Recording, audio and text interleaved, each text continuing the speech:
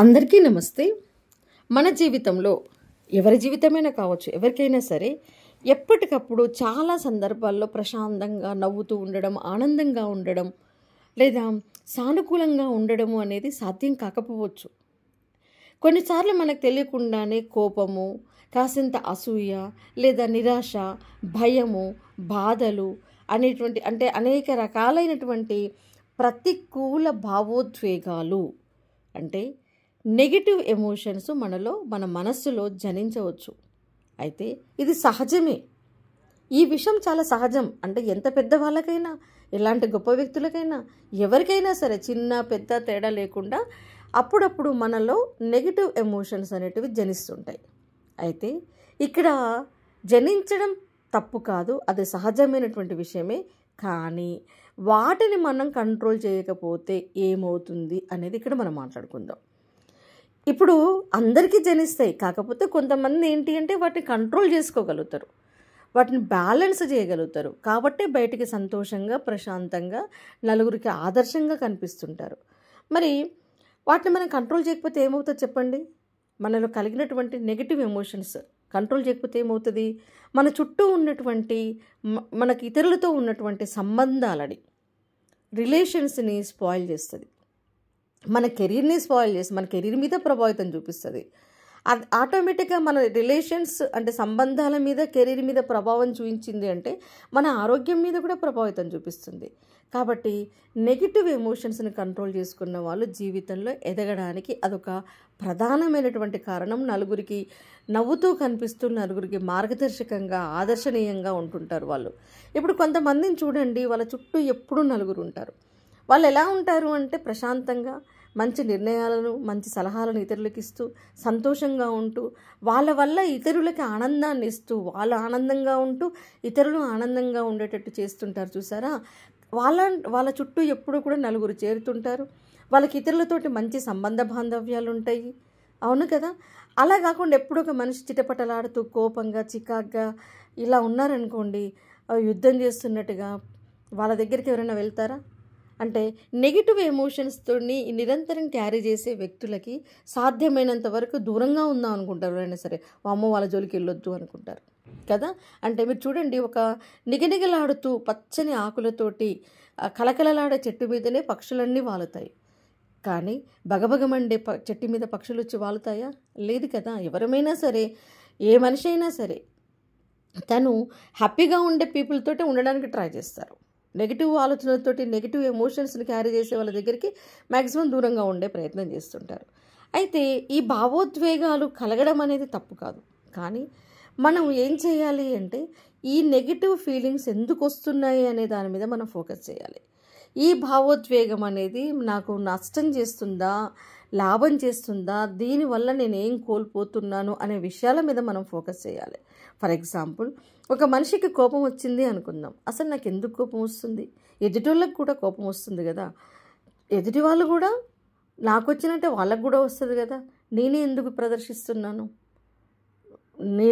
నేను చేసినట్టుగానే వాళ్ళు చేస్తే నా బిహేవియర్ ఎలా ఉంటుంది? ఒక్క విషయం గుర్తుపెట్టుకోండి, ఏ బిహేవియర్ అయినా సరే ఎప్పుడు మారుతుందో తెలుసా? నాలాగనే ఎదుటి వాళ్ళు ఉంటే ఎలా అని ఆలోచించినప్పుడు, లేదా ఎదుటి వాళ్ళు నాలాగా ఇప్పుడు నేను బాధ పెట్టినట్టుగా ఎదుటి వాళ్ళు బాధ పెడితే నేను ఎలా ఫీల్ అవుతానో అని ఆలోచించినప్పుడు. అంటే ఒక మనిషి ఎదుటి వ్యక్తుల నుంచి ఏదైతే ఆశిస్తుంటాడో, ఏదైతే కోరుకుంటాడో, ముందుగా మనం ఆ ఎదుటి వ్యక్తికి ఇవ్వడం నేర్చుకోవాలి. ఎదుటి వ్యక్తి నేను సంతోషంగా పలకరించాలి అని నువ్వు కోరుకుంటే ముందుగా నువ్వు పలకరించాలి సంతోషంగా. ఎదుటి వ్యక్తికి నువ్వు రెస్పెక్ట్ ఇవ్వాలి అని, ఎదుటి వ్యక్తి నీకు రెస్పెక్ట్ ఇవ్వాలి అని కోరుకుంటే ముందు మనం ఎదుటి వాళ్ళకి రెస్పెక్ట్ ఇవ్వాలి. ఒక్కటే, ఏది ఆశిస్తున్నామో దాన్ని ముందుగా మనం ఇవ్వడం నేర్చుకుంటే జీవితంలో మనల్ని మించినటువంటి గొప్ప వ్యక్తులు ఇంకెవరూ ఉండరు. కాబట్టి కోపం వస్తే, మరి ఎదుటి వాళ్ళకి కోపం వస్తే నువ్వు తట్టుకోగలవా? మరి నీ కోపాన్ని వాళ్ళు ఎందుకు తట్టుకోవాలి? ఇలా ఆలోచించగలిగితే మనకు ఆటోమేటిక్గా మనలో ఉన్నటువంటి ప్రతికూల భావోద్వేగాలని నియంత్రించుకునే శక్తి మనలో డెవలప్ అవుతుంది. అంటే ఒక్కొక్కసారి చాలా జెన్యూన్ రీజన్స్ కూడా కోపం వస్తుంది. ఒక్కొక్కసారి ఎదుటి వాళ్ళు నిజంగా తప్పు చేస్తారు, మన కోపం రావడం సహజం. కానీ చాలా సందర్భాల్లో చాలా ఎదుటి వాళ్ళు చేసిన బిహేవియర్కి మనం కోపాన్ని అణుచుకోవడమే మనకి చాలా మంచి పని చేస్తుంది. అంటే నెగిటివ్ ఎమోషన్స్ ఎప్పుడు కూడా మనం ప్రదర్శించకుండా ఉంటేనే మంచిది. వాటిని మనం ఎంత కంట్రోల్ చేసుకుంటే మన జీవితంలో అంత సక్సెస్ఫుల్గా ఎదగలుగుతాం. అయితే ఇక్కడ ఏంటి అంటే మనం ఇందాక చెప్పుకున్నట్టుగా ప్రతి వ్యక్తికి కూడా పాజిటివ్ ఎమోషన్స్ ఉన్నట్టుగానే నెగిటివ్ ఎమోషన్స్ ఉంటాయి. అవును కదా? అయితే ఈ నెగిటివ్ ఎమోషన్స్ వల్ల మన జీవితాలు అనేటివి డిస్టర్బ్ అవుతాయి. ఇప్పుడు కోపం కావచ్చు, అసూయ కావచ్చు, లేకపోతే రాగద్వేషాలు ఏదైనా సరే, చికాకు పడటం, ఎప్పుడు నీరసంగా ఉండడం, పోగొట్టుకున్నట్టుగా ఉండడం. ఈ నెగిటివ్ మనుషులు ఏంటి అంటే వాళ్ళు సంతోషంగా ఉండరు, ఎదుటి వాళ్ళని కూడా సంతోషంగా ఉంచరు. ఇది నిజం. అయితే మరి వీటిని మనం జయించి వాటిని మనం ఎదగడానికి కూడా ఆయుధంగా మలుచుకోవచ్చు అన్న విషయం మీకు తెలుసా? ఒక్కసారి ఆలోచించండి. గొప్ప గొప్ప నాయకులు, విజయవంతమైనటువంటి వ్యక్తులు, వీళ్ళంతా కూడా అంటే చరిత్రలో ఇప్పుడు మనం వీళ్ళు చాలా అతీతమైనటువంటి వ్యక్తులు అని ఎవరినైతే చూసి అనుకుంటున్నామో వాళ్ళందరికీ కూడా నెగిటివ్ ఎమోషన్స్ లేవనా? ఉంటాయి. కానీ వాళ్ళు చేసింది ఏంటి అంటే తమ యొక్క భావోద్వేగాలను వాళ్ళు నియంత్రించుకున్నారు, వాటిని వాళ్ళు సరిగ్గా మలుచుకున్నారు. మనం కూడా అదే పని చేస్తే ఆటోమేటిక్గా మనం కూడా శక్తివంతంగా ఎదుగుతాం. ఇప్పుడు మనం కొన్ని నెగిటివ్ ఎమోషన్స్ని ఎలా కంట్రోల్ చేయాలి అనే విషయాలకు సంబంధించినటువంటి కొన్ని మార్గాల గురించి చూద్దాం. ఫస్ట్ ఆఫ్ ఆల్, మీకు ఏదైనా సరే ప్రతికూల భావోద్వేగం కలిగినప్పుడు దాన్ని మనం అర్థం చేసుకోవాలి. ఎప్పుడైనా ఒక విషయాన్ని మనం అర్థం చేసుకుంటే తప్ప దాన్ని మనం నియంత్రించలేం. ఒక డాక్టర్ దగ్గరికి వెళ్ళాం, మనం సమస్య ఎక్కడుంది అనేది పూర్తిగా డాక్టర్కి తెలిస్తేనే కదా దానికి సరిగ్గా తగ్గించేటటువంటి మందు ఇస్తాడు. అవునా కదా? మనకి ఒక ప్రతికూల ఎమోషన్ కలిగినప్పుడు అది ఎందుకు కలిగింది అని దాన్ని మనం అర్థం చేసుకుంటేనే దాన్ని నియంత్రించగలుగుతాం. ఫర్ ఎగ్జాంపుల్, మీకు ఎందుకు కోపం వచ్చింది అనేది ఆలోచించినప్పుడు చాలా సందర్భాల్లో మీకు కోపం రావడం చాలా సిల్లీగా అనిపిస్తుండొచ్చు. అవునా? మనం రోడ్డు మీద పోతుంటాం, ఎవరో ప్రయాణికులు మనతో పాటు కొంతమంది చూడండి ప్రయాణికులతో గొడవ పడుతుంటారు. కాసేపు అయితే వాళ్ళు దిగిపోతారు, వాళ్ళకి మనకు సంబంధమే ఉండదు. ఆ తర్వాత సిల్లిగా చూసే వాళ్ళకి ఎంత సిల్లిగా అనిపిస్తుంది ఇద్దరు ప్రయాణికులు కొట్టుకుంటుంటే, చిన్న చిన్న సీట్ల కాడ, చిన్న చిన్న విషయాల కాడ. అంటే ఇలాంటివి మనం కూడా అలా ఉండడానికి ట్రై చేయకూడదు, వాటికి దూరంగా ఉండాలి. అంటే ఆ విషయంలో మనకి ఏ విషయాలు అయితే సిల్లీగా అనిపిస్తాయో అక్కడ మనం ఆలోచించగలగాలి. అంటే మన కోపం ఒక్కొక్కసారి ఎదుటి వాళ్ళకి చాలా ఇబ్బందికరంగా, సిల్లీగా, మనం జోకర్లాగా కూడా కనిపించే అవకాశం ఉంటుంది వాళ్ళకి.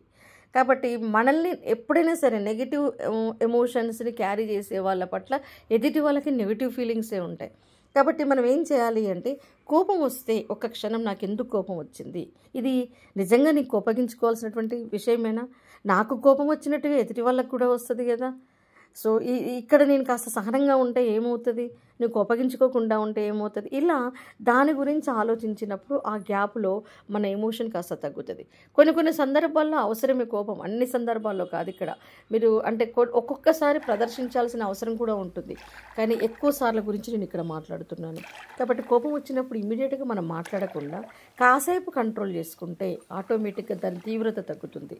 మరి కంట్రోల్ చేసుకోవాలంటే ఏం చేయాలి అంటే బాగా కోపం వచ్చినప్పుడు మనం ఇమీడియట్గా మాట్లాడకుండా మౌనం వహించాలి.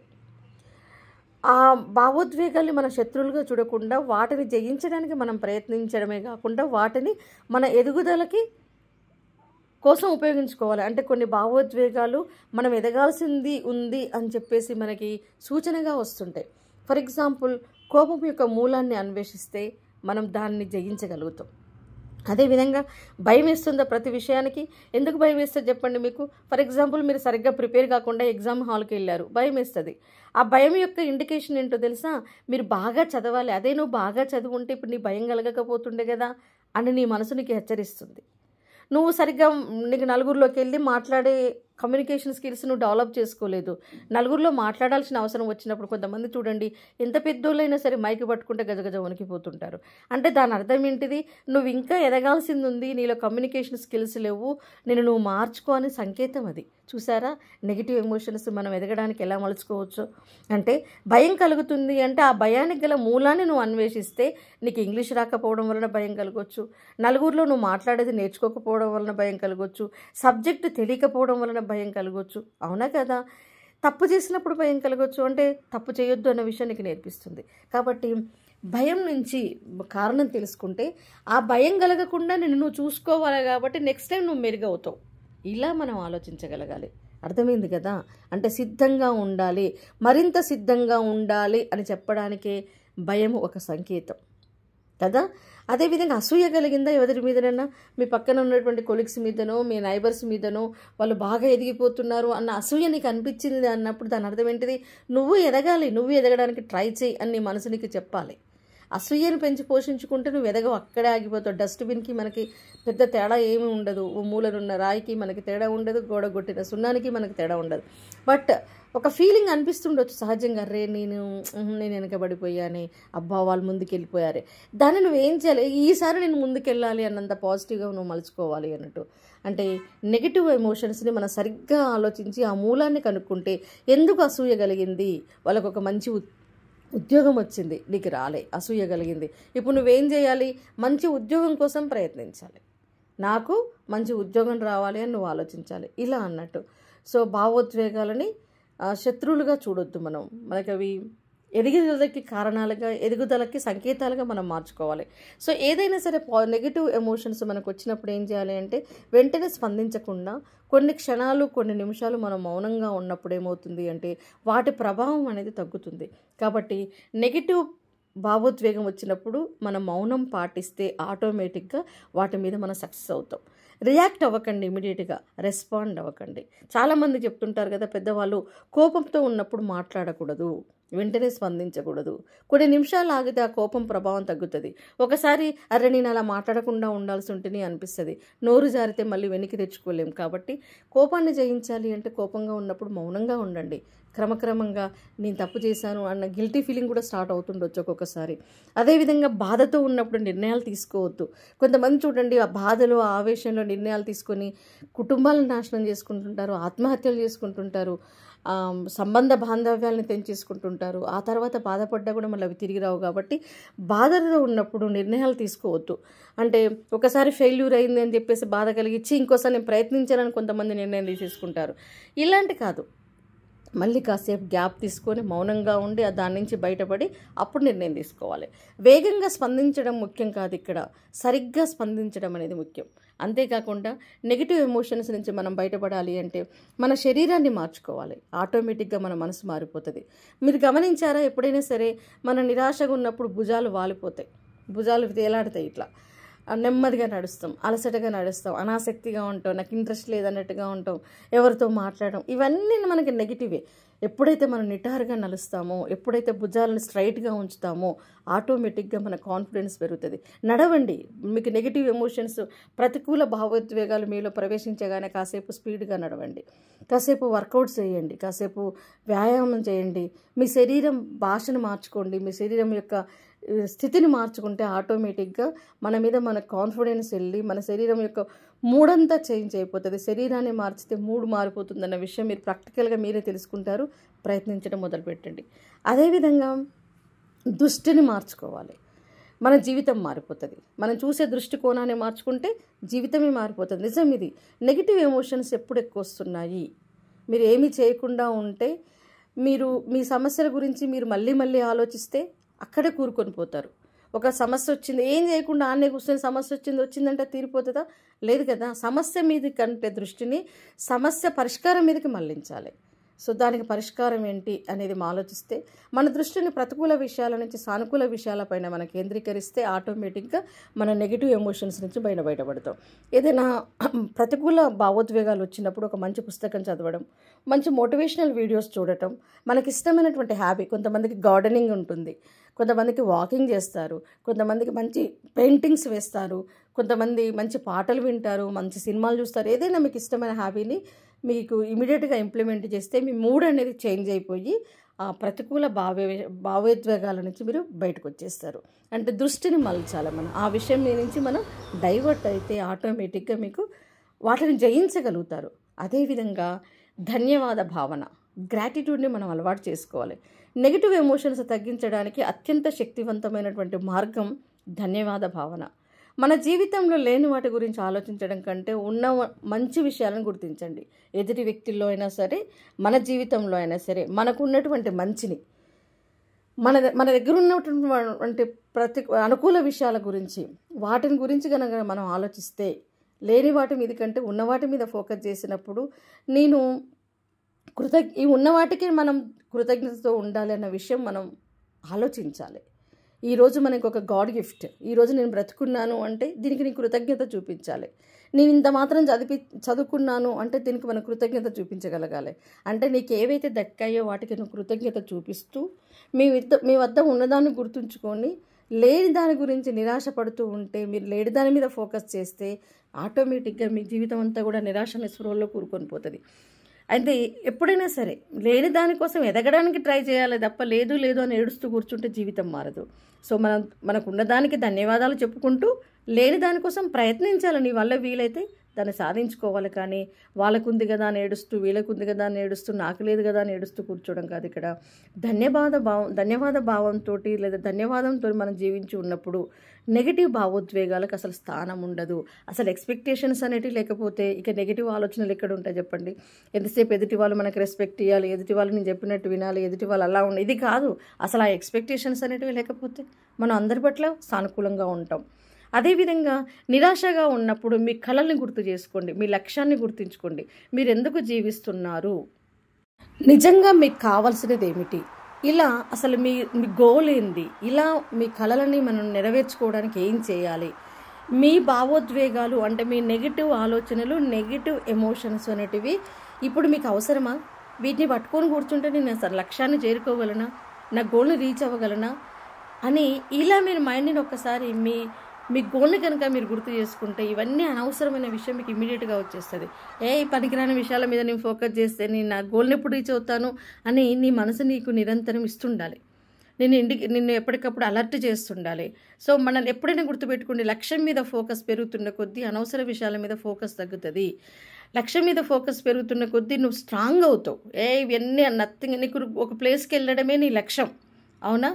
సో లక్ష్యం అక్కడికి వెళ్ళడమే నీ లక్ష్యమైనప్పుడు నీ దగ్గర వెళ్ళడానికి కారు లేదు, బండి మీద వెళ్తావు, బండి లేదు, సైకిల్ మీద వెళ్తావు, సైకిల్ లేదు, పరిగెత్తుకుంటూ అయినా వెళ్తావు. మొత్తానికి అక్కడ వెళ్ళడం అనేదే నీ లక్ష్యమైనప్పుడు నీకు లేని దాని మీద నువ్వు ఫోకస్ చెయ్యవు, నీకున్న దాన్ని నువ్వు ఉపయోగించుకుంటావు. అలా ఉంటుంది మన మైండ్ సెట్. కాబట్టి సో నెగిటివ్ భావోద్వేగాలు నిన్ను ఆక్రమించుకున్నప్పుడు నీ గోల్, నీ లక్ష్యం మీద ఫోకస్ చేస్తే ఆటోమేటిక్గా తట్టుకొని నిలబడి ఆ ఎమోషన్స్ని కంట్రోల్ చేసుకొని నువ్వు నిలబెట్టుకోగలుగుతావు.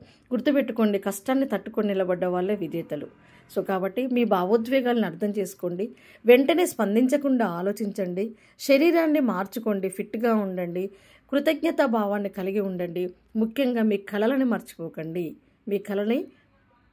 మీ లక్ష్యాలను గుర్తు చేసుకోండి. మీరు బలహీనంగా అనిపించినప్పుడు ఈ విషయాలను జ్ఞాపకం చేసుకుంటే ఆటోమేటిక్గా నెగిటివ్ ఆలోచనల నుంచి మనం బయటపడతాం. గుర్తుంచుకోండి, నెగిటివ్ భావోద్వేగాలు మిమ్మల్ని నిర్వీర్యులం చేయడానికి కాదు, మిమ్మల్ని మరింత బలంగా మార్చడానికి అన్న విషయం. మీరు మీ మనసును నియంత్రిస్తే మీరు మీ జీవితాన్ని నియంత్రించినట్లే. మిమ్మల్ని మీరు కంట్రోల్ చేసుకుంటే మీ జీవితాన్ని మీరు కంట్రోల్ చేసుకున్నట్టే. కాబట్టి సో మీ భావోద్వేగాలని మీరు నియంత్రించుకునే స్థాయికి మీరు ఎదగాలి. ఇప్పుడే మొదలు పెట్టండి, మీ జీవితాన్ని మార్చుకోండి. మీలో ఉన్నటువంటి నెగిటివ్ ఎమోషన్స్ అన్నిటినీ కూడా తగ్గించుకునే ప్రయత్నం చేయండి. ఈ వీడియో కనుక మీకు నచ్చినట్లయితే లైక్ చేయండి, కామెంట్ చేయండి, మీ ఫ్రెండ్స్ అందరికీ షేర్ చేయండి. మరిన్ని వీడియోస్ కోసం ఛానల్ని సబ్స్క్రైబ్ చేసుకోండి. సో మరొకసారి ఆల్ ది బెస్ట్. నెగిటివ్ ఎమోషన్స్కి ఫుల్ స్టాప్ పెడుతూ వాటిని మూలాలను వెతుక్కుంటూ వాటిని కంట్రోల్ చేసుకునే ప్రయత్నం ఈ క్షణం నుంచే మీరు మొదలు పెట్టాలని ఆశిస్తున్నాను.